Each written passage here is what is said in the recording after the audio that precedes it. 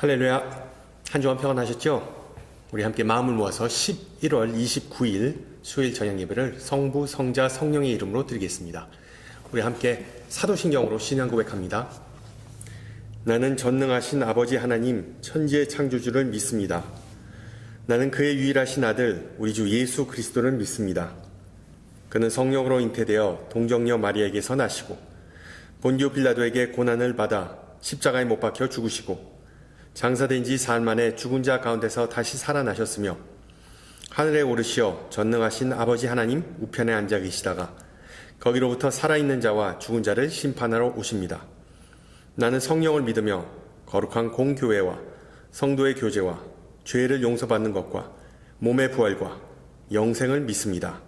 아멘. 네, 우리 함께 찬송가 90장 하시겠습니다. 90장 찬송가. 예전 찬송가는 98장이고요. 주 예수 내가 알기 전 90장 함께 찬양합니다.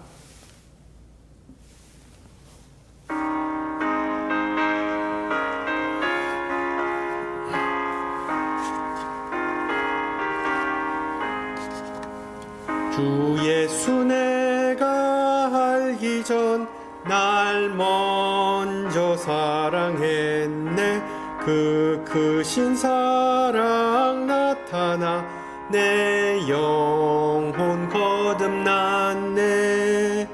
주 내 맘에 늘 계시고 나 주의 안에 있어 저 포도 비유 같으니 참 좋은 나의 친구. 내 친구 대신 예수님 날 구원하시려고 그 귀한 몸을 버리사 내 죄를 대속했네. 나 주님을 늘 믿으며 그 손을 의지하고 내 몸과 마음을 바쳐서 끝까지 충성하리. 내 진실하신 친구여 그 은혜 내려주사 날 항상 보호하시고 내 방패 되옵소서. 그 풍성한 참 사랑을 네 능히 끊을 소냐. 날 구원하신 예수는 참 좋은 나의 친구. 아멘. 하나님께서 오늘 저녁 우리에게 주신 말씀 누가복음 5장 1절에서 11절입니다. 누가복음 5장 1절에서 11절. 제가 가진 성경으로 신약성경 95페이지입니다. 95페이지. 누가복음 5장 1절에서 11절 말씀을 받들어 봉독합니다. 무리가 몰려와서 하나님의 말씀을 들을새 예수는 게네사렛 호숫가에 서서 호숫가에 배 두 척이 있는 것을 보시니 어부들은 배에서 나와서 그물을 씻는지라. 예수께서 한 배에 오르시니 그 배는 시몬의 배라.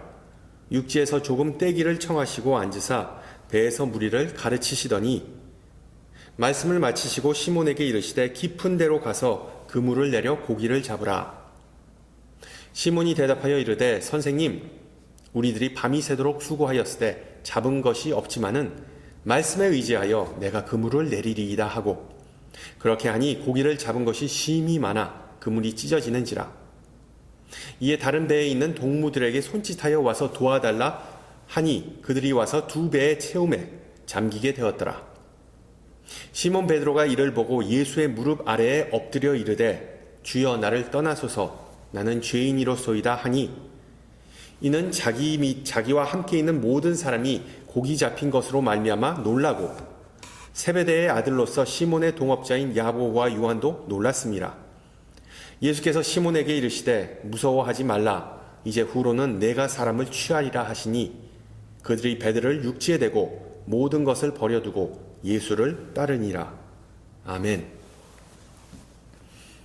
벌써 11월 마지막 주네요. 참고로 돌아오는 주일은 교회력에 있어 새로운 해의 시작을 알리는 대강절입니다. 새로운 한 해의 시작을 알리는 대강절. 따라서 오늘까지 discipleship, 즉 제자도에 관한 말씀을 나누고, 그리고 다음 주부터는 우리 주님께서 이 땅에 오심에 관한 말씀을 좀 나누도록 하겠습니다. 19세기 미국의 철학자이자 작가이자 그리고 자연주의자로 알려진 헨리 데이비드 소로는 2년 넘게 매사추세츠의 월든 호숫가에 작은 오두막을 짓고 텃밭을 가꾸며 검소한 생활을 했습니다. 최소한의 노동을 하거나 낚시를 하고 남는 시간에는 독서와 그리고 지필 그리고 호숫가를 산책하며 유유자적한 생활을 하면서 인생과 자연에 대한 깊은 사유를 했습니다. 특히 그 호숫가에, 월든 호숫가에 낚시하러 온 사람들을 관찰하면서 남긴 명언 중에 이런 내용이 있습니다. 많은 사람이 평생 낚시를 하면서도 자신이 추구하는 것이 물고기가 아니라는 것을 깨닫지 못한다. 무슨 뜻입니까? 낚시꾼들은 이 짜릿한 손맛이나 월척을 잡기보다 다른 사람들과 친분을 다지거나 아니면 고독을 즐기기 위해 낚시를 한다는 것이죠. 바꿔 말하면 낚시 애호가들은 공허한 마음이나 아니면 그 자신의 꿈을 채워줄 그 무엇인가를 바로 낚시를 통해 추구한다는 의미입니다. 오늘 읽은 본문의 배경은 게네사렛 호수입니다. 참고로 갈릴리 호수, 디베리아 바다, 게네사렛 호수 다 똑같은 지명입니다. 그리고 또한 오늘 본문은 예수님께서 제자들을 부르시는 소명 사건이 주제입니다. 근데 여러분 좀 황당한 전개를 볼 수 있죠. 현직 어부인 시몬, 야고보와 요한에게 전직 목수였던 예수님께서 물고기 낚는 법을 가르치는 좀 아이러니한 그런 장면이 나옵니다. 시몬과 그 동료들에게 있어 물고기를 잡는 행위는 어떤 심오한 인생의 의미나 위대한 이상을 실현하고자 하는 수단이 결코 아니었습니다. 인생의 고달픔을 잊기 위한 수단 또한 아니었습니다. 그들이 일평생 낚시한 이유는 바로 생계를 위해서였죠. 가장으로서 처자식을 먹여 살리기 위해 어선을 매일 타야만 했습니다. 따라서 배 타는 것은 즐거운 일이 아니라 힘들고 위험한 일이었습니다. 물고기떼들이 한창 활동 중인 어두운 밤에 배를 타고 가서 열심히 그물을 던진 후에 해가 뜰 무렵에는 항구에 돌아와서 정박하고 그물을 씻고 정비하는 것이 그들의 주요 일과였습니다. 또한 망가진 배도 수리하고 잡은 물고기를 내다 파는 것 또한 그들의 몫이었습니다. 이렇게 오랜 시간 동안 노동하고 인내하고 정비해야 비로소 그 어부들은 겨우 입에 풀칠을 할 수 있었는데, 어떻게 보면 고된 하루를 살아가는 우리 현대 신앙인들의 모습과 별반 다를 바가 없었습니다. 그리고 그런 쳇바퀴 인생이 더 고달프게 느껴졌던 이유는 항상 운이라는 요인이 날마다 작용했기 때문입니다. 배 타고 바다에 나가기 전에, 갈릴리 호수로 나가기 전에 그들은 항상 이 질문에 괴로움을 느꼈습니다. 바로 오늘은 과연 입질이 있을까 였습니다. 입질이 있을까?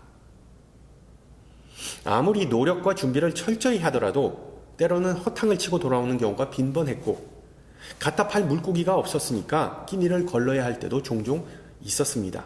그래서 예수님 시대에는 수입이 들쑥날쑥한 어부보다는 매일 품삯을 받았던 목자를 더 선호하였고, 배를 탄다는 것 자체도 또한 위험했기 때문에 어부는 하층 계급으로 분류되었습니다. 그런 악조건을 항상 이겨내고 물고기떼를 귀신같이 찾아냈던 베드로는 어떻게 보면 능력자였습니다.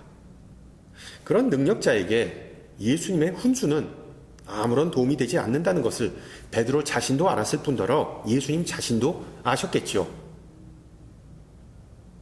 따라서 밤새 허탕을 치고 허기진 채 부두로 돌아와서 이제 좀 씻고 낮잠을 청하고자 했던 시몬에게 깊은 데로 가서 그물을 내려 고기를 잡으라 라는 예수님의 말씀은 베드로의 믿음을 테스트하고자 하는 그 의도였음을 우리는 알 수 있습니다. 그런데 그 다음 구절에 나오는 베드로의 반응을 보세요. 말씀에 의지하여 내가 그물을 내리리이다. 이 짧은 구절에 베드로의 위대한 신앙 고백이 함축되어 있음을 우리는 깨달을 수 있죠. 베드로로서는 정말 말도 안 되는, 짜증나게 만드는 그런 명령이었는데 그에게서 어떻게 이런 반응이 나왔을까요?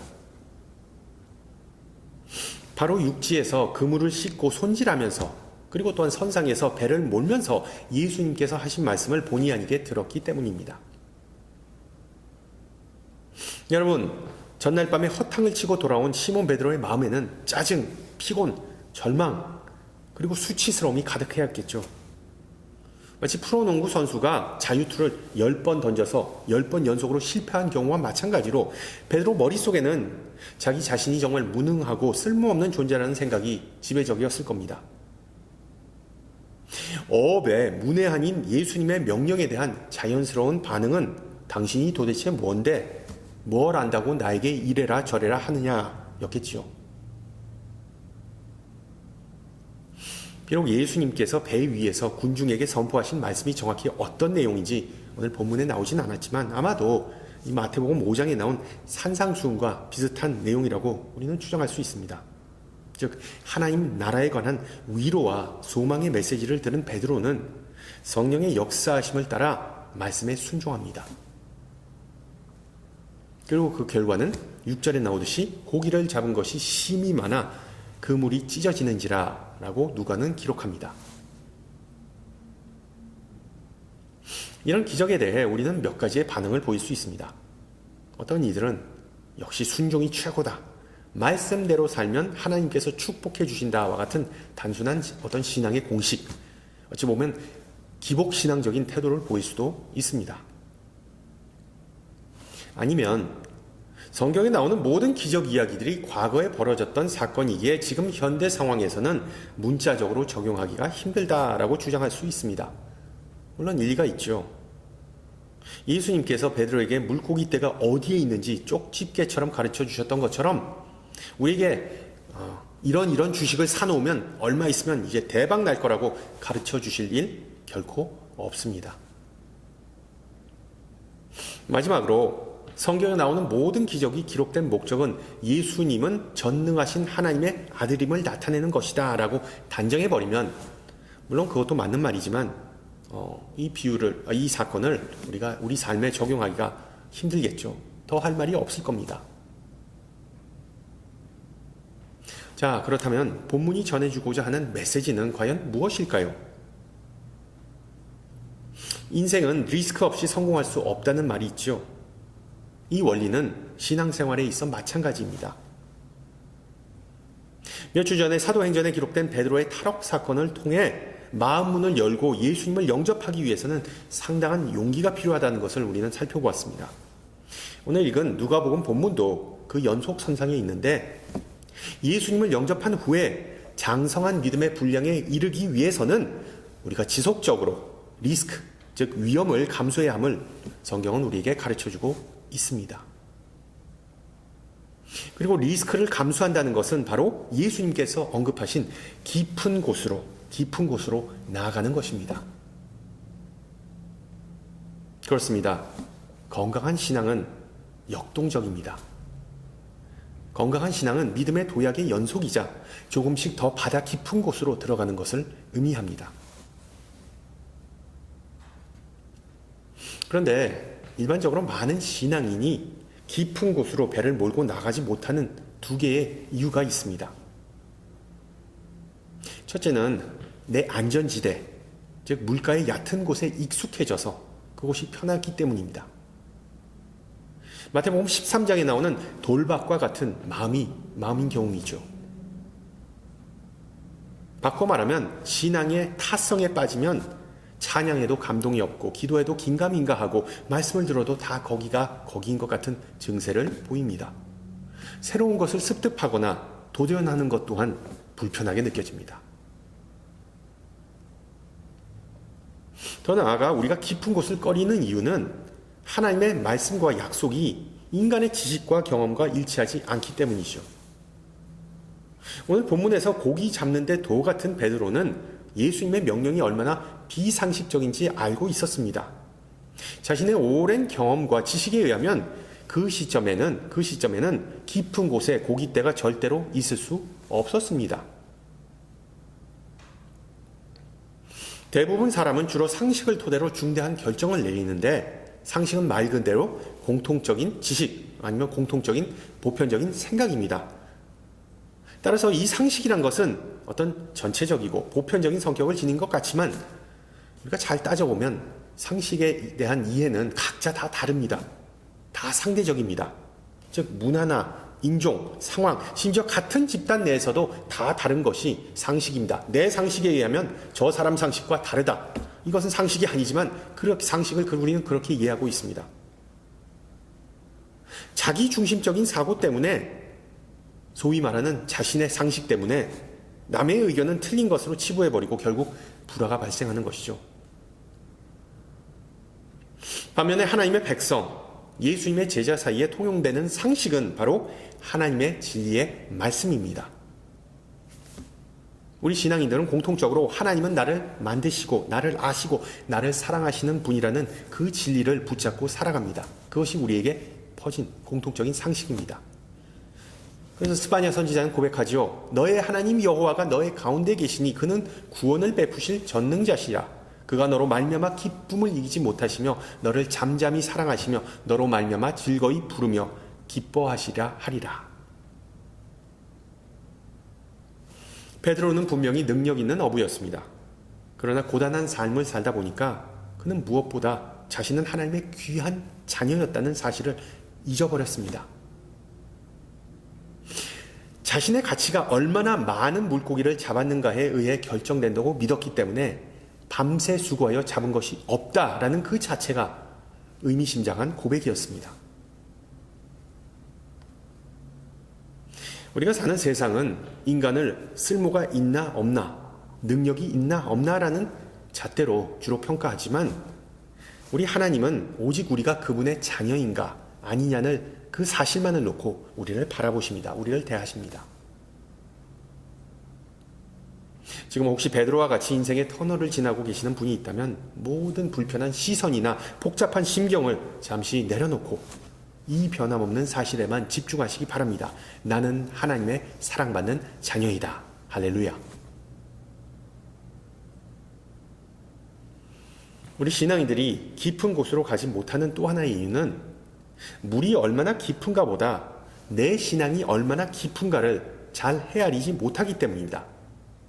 즉, 나 자신을 잘 모르기 때문입니다. 예수님께서 베드로에게 깊은 물가로 배를 몰고 가라고 한 이유는 바로 그곳에 물고기떼가 있었기 때문이지만, 앞서 말씀드렸듯이 갈릴리 호숫가에 아무 어부나 붙잡고 물어보면 오히려 얕은 곳에 물고기가 더 많다고 대답했을 것입니다. 여러분은 하나님의 축복이 과연 어느 곳에 있다고 생각하십니까? 얕은 곳 아니면 깊은 곳, 있을 만한 곳 아니면 없을 만한 곳, 가까운 곳 아니면 저 멀리 떨어진 곳. 바다의 얕고 깊음을 떠나 인생의 역경의 크고 작음을 떠나 그 어떤 상황 속에서도 하나님은 우리가 말씀에 순종하고 믿음의 행보를 이어나가기를 원하십니다. 비록 예수님께서 시몬 베드로를 먼저 찾아와서 그의 인생에 개입하시고 그를 부르시고 그의 삶을 축복하셨지만, 그 축복이 온전한 열매를 맺기 위해서는 베드로의 믿음의 고백과 행위, 즉 배를 띄우는 구체적인 행동이 뒤따라야 했음을 주목하시기 바랍니다. 저와 여러분 모두 다 하나님으로부터 믿음이라는 선물을 받았기 때문에 고린도 후서의 말씀처럼 우리 그리스도인들은 기본적으로 보이는 것이 아니라 믿음으로 살아갑니다. 그런데도 우리는 내면보다는 외형, 본질보다는 형체에 집착하는 기질이 있죠. 그래서 하나님의 축복은 우리의 안전지대와 보통 저 멀리 떨어진 보이지 않는 깊은 물속에 있는 줄은 우리가 짐작하면서도 물이 얼마나 깊은지를 계산하고 또한 내가 어떤 희생이나 불편을 감수해야 하는지에 더 신경이 쏠리는 것이 우리의 마음입니다. 그리고 이 세상에 초점을 맞추면서 일상에 너무 몰입하다 보면 저 하늘 높은 곳에 계신 하나님을 바라보는 믿음의 눈이 점점 더 어두워지게 되는 것이죠. 마태복음 17장 20절 진실로 너희에게 이르노니 만일 너희에게 믿음이 겨자씨 하나만큼만 있어도 이 산을 명하여 저기로 옮겨지라 하면 옮겨질 것이요 또 너희가 못할 것이 없으리로다 라고 예수님은 의도적으로 조그만 겨자씨 한 알과 높은 산을 대조하면서 제자들의 믿음의 눈이 어둡다는 점을 지적해 주셨습니다. 알다시피 예수님의 수많은 기적 가운데 산을 옮기신 기적은 없습니다. 그렇다면 예수님께서 의도하신 이 은유의 의미는 무엇일까요? 제자도의 참된 의미는 우리의 겨자씨만한 신앙, 정말 눈에 띄지도 않고 없어도 그만일 것 같은 우리의 믿음을 실행에 옮기는 것, 즉 순종하는 것입니다. 오늘 본문에서는 힘들게 배를 멀리 몰고 가서 깊은 곳에 그물을 던지는 행위를 통해서 예수님을 보게 되고 하나님의 나라에 대한 소망과 시약을 우리가 회복할 수 있다는 그런 의미입니다. 바로 여기에 순종의 위대함이 있습니다. 앞서 말씀드렸듯이 순종은 축복의 비결이라는 주로 그 신명기서에 나오는 가르침을 우리는 좀 조심해서 이해할 필요가 있습니다. 예수 믿고 만사형통이라는 어떤 축소적인 이해보다 하나님께서 나를 축복의 통로로 사용하신다는 그 의미를 염두에 두시기 바랍니다. 여러분 10절을 보세요. 이제 후로는 내가 사람을 취하리라. 이 구절을 통해 예수님은 단순히 베드로를 부르신 것뿐만 아니라 그를 축복하셨던 것이죠. 그렇습니다. 우리 앞을 가로막는 깊은 바다나 높은 산이 있음에도 불구하고 그 장애물이 아니라 하나님의 말씀에 초점을 맞추고 그 말씀에 순종한다면 하나님은 우리를 통해 역사하심을 믿으시기 바랍니다. 바다 깊은 곳으로 나가 믿음으로 그물 던지는 사람은 예수님은 누구이시고 자기 자신은 누구인지를 결코 알게 됩니다. 오늘 본문에서 시몬 베드로는 예수님에게 두 개의 다른 호칭을 사용하는데 여러분 5절을 보시면 그 엄청난 그 물고기를 잡는 그런 기적이 일어나기 전이죠. 헬라어로 에피스타타, 즉 스승님, 선생님이라고 부릅니다. 베드로가 예수님을. 그러나 그 물고기 기적이 일어난 후에 8절에서 큐리오스, 즉 주여 혹은 주인님이라는 호칭으로 예수님을 부릅니다. 호칭이 바뀝니다. 이처럼 베드로의 극적인 마음의 변화가 일어나는 계기는 대량의 물고기를 잡는 그 기적 사건이라고 볼 수 있습니다. 그런데 우리가 이 기적 사건을 좀 더 심도 있게 보면 두 종류의 그물이 등장하는 것을 우리가 알게 됩니다. 어떤 물질적인 차원에서, 물리적인 차원에서 시몬과 그의 동료들은 그물로 물고기를 많이 잡는 데 성공합니다. 그러나 영적인 차원에서 예수님의 말씀이라는 그물이 던져짐으로 베드로와 그의 동료들을 꼼짝 못하게 사로잡아 버리는 그런 장면을 우리가 목격할 수 있죠. 보이지 않는 그물, 즉 하나님의 말씀. 물고기가 대량으로 잡히는 경우야 종종 있는 일이었겠지만 베드로처럼 잔뼈가 굵고 험한 어부의 마음이 갑작스레 변하는 사건이야말로 참된 기적이라는 사실을 우리는 놓치는 경우가 종종 있습니다. 우리가 오해하지 말아야 할 부분이 있습니다. 베드로가 비록 가방끈 짧은 팔레스타인 어부였지만 하나님의 말씀을 몰랐던 것은 아니죠. 당시에 많은 유대인들처럼 어렸을 때부터 동네 랍비에게 성경을 듣고 배우고 자랐습니다. 그런데 오직 예수님을 만나서 그 말씀에 순종한 후에 비로소 자신이 죄인임을 깨달았다는 바는 우리에게 시사해 주는 바가 큽니다. 8절을 보세요. 나를 떠나소서 나는 죄인이로소이다. 왜 생뚱맞게 베드로가 갑자기 이런 말을 했을까요? 깊은 곳에 가서 그물을 던지라는 예수님의 명령을 듣고 혹시 어떤 웃기고 있네, 당신이 뭘 안다고 라는 그런 불경한 마음을 품어서였을까요? 아니면은 그 자기 일평생 동안 잡아보지 못했던 엄청난 양의 물고기를 잡고 그냥 갑자기 이게 웬일이야 하고 그냥 깜짝 놀라서였을까요? 물론 그럴 수도 있겠죠. 그러나 전체적인 맥락을 살펴보면 베드로는 예수님과 만남을 통해 거룩한 하나님의 임재를 체험하고 예수님께서 하나님의 아들임을 그때 알게 된 것입니다. 예수님의 실체를 알게 된 것입니다. 또한 그 예수님 앞에 무릎 꿇은 자신의 실체를 깨닫게 된 것이죠. 주제 파악을 하는 것, 이거야말로 정말 큰 은혜 아니겠습니까? 이러한 베드로의 고백에 대한 예수님의 반응을 보세요. 무서워하지 말라. 이게 무슨 의미일까요? 도대체 베드로는 뭐가 무서웠던 걸까요? 방금 전에 말씀드렸듯이 아마 베드로는 예수님의 크게 혼나리라 추측했던 것으로 보입니다. 그리고 예수님께서 죄인인 자신을 멸시하거나 무시해버릴 거라고 짐작했던 것으로도 보입니다. 그러나 예수님은 베드로를 정죄하거나 노예처럼 부려먹기 위해서가 아니라 그를 친구 삼으시기 위해 오셨음을 암시하는 대목입니다. 여러분, 예수님의 생애를 한번 생각해 보세요. 예수님을 시기하고 적대했던 종교 지도자들이 예수님에 대해 한 가장 모욕적인 표현은 바로 죄인들의 친구, the friend of sinners 입니다. 실제로 예수님은 세리 삭개오를 보고 꾸짖으시기는커녕 야, 오늘 저녁에 너희 집에서 신세 좀 지대라 라고 하셨습니다. 마찬가지로 수가성에 살던 평판이 나쁜 사마리아 여인에게는 물 한 컵 좀 달라라고 하셨습니다. 이처럼 예수님은 우리의 신앙생활을 평가하시거나 아니면 꾸짖기 위해 이 세상에 오신 것이 결코 아닙니다.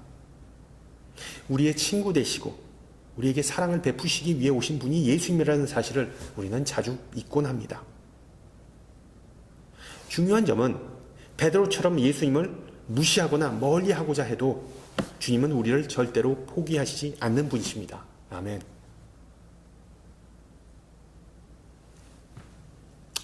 요나 선지자가 니느웨에 회개의 메시지를 전하라는 말씀을 거부하고 다시스로 도망갔지만 하나님은 도망가는 요나를 붙드셔서 니느웨를 회개케 하셨죠. 또한 그리스도인들을 잡아 죽이고자 했던 괴수, 완전히 테러리스트죠. 바울에게 소명을 주시고 그 후에는 유대인들뿐만 아니라 이방인에게도 복음을 전하는 그리스도의 사도로 삼으셨습니다. 하나님께서 요나, 바울, 베드로 모두에게 공통적으로 바라셨던 점은 바로 사람을 취하는 것, 또한 사람 낚는 어부가 되는 것이었습니다. 보통 우리는 이 표현을 그리스도 제자에게 있어 어떤 전도의 중요성을 일깨워주는 구절로 이해하고 있죠. 사람 낚는 어부가 되자. 우리도 복음을 전하자. 그래서 많은 이들을 그리스도에게로 다시 되돌리자. 우리가 잊지 말아야 할 사실은 예수님께서 베드로를 찾아오신 가장 큰 이유는 그에게 일시키기 위해서 아니면 베드로를 하여금 전도하게 하기 위해서가 아니라 무엇보다 그를 사랑하셨기에 그를 친구 삼으시기 위해서였습니다. 오늘 방금 부른 가사의 내용처럼. 마찬가지로 예수의 제자로 부름을 받은 우리도 죄인의 친구가 되는 것이 우리 삶의 목표가 되어야 한다고 오늘 본문은 우리에게 암시해주고 있습니다. 죄인의 친구가 되는 것, 어떻게 보면 상당히 파격적인 명령인데 그것이 바로 깊은 곳에 가서 그물을 내리라의 진정한 의미이기도 합니다. 깊은 곳에 가서 그물을 내리는 것, 저를 포함한 많은 신앙인이 너무 힘들게 느껴지고 순종하기 어려운 부분임은 확실합니다. 그나마 위안이 되는 것은 베드로에게도 죄인들과 친구 되는 것이 정말 너무나 힘든 일, 그에게 있어서도 그것은 일평생의 숙제였던 점입니다.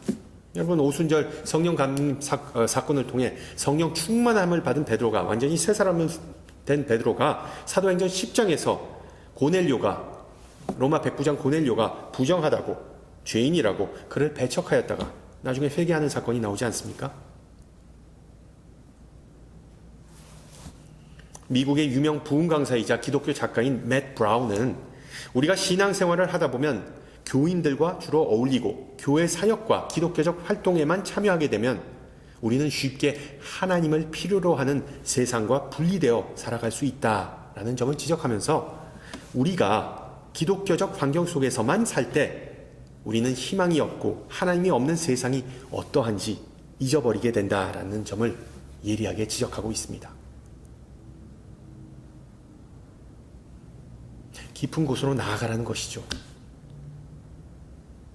성도 여러분, 혹시 우리도 베드로처럼 자신만의 환경에 안주하고 자신만의 일정에 시달리다가 냉소적이고 미적지근하고 또 타인을 환대하는 법을 까먹지 않았는지 한번 생각해 보시기 바랍니다. 하나님께서는 이 죄 많은 세상을 사랑하셔서 예수님을 우리의 친구로 보내주셨습니다. 예수님께서 스스로 깊은 곳에 그물을 던지셨듯이 자기 자신을 내던지셨듯이 우리도 이번 대강절을 맞이하여 특히 교회 밖에 있는 이들에게 관심을 보이고 눈을 돌리고 그리고 그들에게 그리스도의 사랑과 은혜를 전하기를 주님의 이름으로 축원합니다. 함께 기도합니다. 전능하신 주님, 오늘 이 시간 함께 모인 예배자들을 위해 주신 지혜의 말씀을 감사드립니다. 특히 제자들의 소명 이야기를 통하여 우리가 모두 하나님의 부르심을 받았다는 사실을 일깨워 주심을 감사드립니다. 주님은 우리를 만드셨기에 이 세상 그 누구보다 우리를 잘 알고 우리를 사랑하시고 우리를 자녀 삼으셨습니다. 또한 예수님을 통해 주님을 따르고 섬길 수 있는 은혜를 베푸시고 영적으로 도약할 수 있게 해주심을 감사드립니다.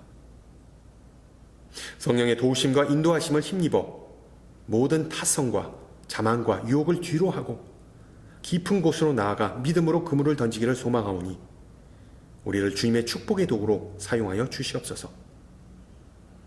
주님께서 죄인을 부르기 위해 이 세상에 오셨듯 우리 또한 주님의 은혜와 사랑에 길 잃고 방황하는 모든 이들과 함께 나누면서 주님의 빛을 비추기를 기도합니다. 비록 우리가 가야 하는 길이 쉽지 않고 많은 고난과 희생을 요구하더라도 그 길 끝에는 더 풍성하고 기품이 넘치는 삶이 기다리고 있음을 우리에게 약속하셨사오니 마음 한구석에 웅크리고 있는 두려움과 의심을 제거하시고 오직 아멘으로 화답할 수 있게 하옵소서. 수학의 계절을 마무리하면서 한 해 동안 부어주신 은혜를 회상합니다. 또한 돌아오는 대강절을 통해 우리를 위해 이 땅에 오셨고 또 다시 오실 주님을 우리 모두 깨어 기도하고 기다리는 귀한 시간이 되게 하여 주시옵소서. 또한 이 시간 우리의 가정과 삶의 터전을 위해 기도합니다. 특히 질병이나 노환 또는 사고로 인하여 절망하거나 신음하는 이들을 긍휼히 여기시고 그들의 아픈 곳과 마음을 싸매어 주시고 위로하여 주시옵소서. 또한 이 세상에 만연한 폭력과 불의와 갈등과 차별이 사라지고 오직 주님의 은혜와 평화가 이 땅과 만물 위에 임하게 하옵소서. 함께 주님 가르쳐 준 기도합니다. 하늘에 계신 우리 아버지, 아버지의 이름을 거룩하게 하시며 아버지의 나라가 오게 하시며 아버지의 뜻이 하늘에서와 같이 땅에서 이루어지게 하소서. 오늘 우리에게 일용할 양식을 주시고 우리가 우리에게 잘못한 사람을 용서하여 준 것 같이 우리 죄를 용서하여 주시고 우리를 시험에 빠지지 않게 하시고 악에서 구하소서. 나라와 권능과 영광이 영원히 아버지의 것입니다. 아멘. 네, 예배를 마쳤습니다. 앞서 말씀드렸듯이 돌아오는 주일이 벌써 대강절 첫째 주일입니다. 우리가 새로운 한 해를 그때부터 시작하는 것인데요. 우리 새롭게 우리 2023년을 잘 마무리하고 또한 2024년 이제 곧 다가오는 2024년을 기도로서 잘 준비하시기를 축원합니다. 다음 주 이 시간에 뵙겠습니다. 샬롬.